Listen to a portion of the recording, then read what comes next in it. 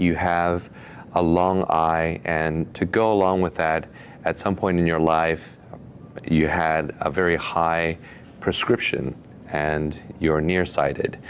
So what this means for you is that with or without surgery, you have a higher chance of a retinal tear or a retinal detachment.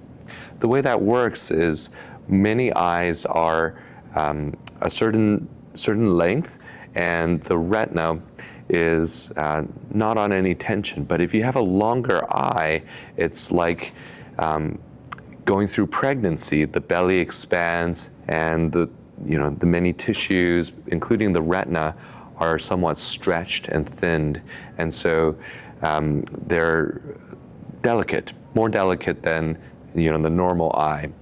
So that your chance is somewhere between 1% to 3% of having a tear or a detachment. In modern surgery, this risk is a whole lot lower.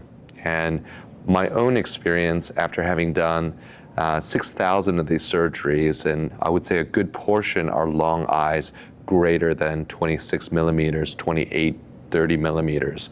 And of, let's say, 30% of my patients have long eyes, and among those 30%, I've only seen retinal detachment one time. And that patient noticed the flashes and floaters, which we'll talk about real soon. With or without surgery, you are prone to having a retinal tear or detachment at a risk slightly higher than most people, but it's still much lower than 1% in my experience. And when you experience the flashes, the floaters, or the curtains, you'd want to give the practice a call, and so that we can arrange for you to see a retina specialist to be evaluated and treated so that this doesn't progress. Anyways, I don't think you need to worry too much.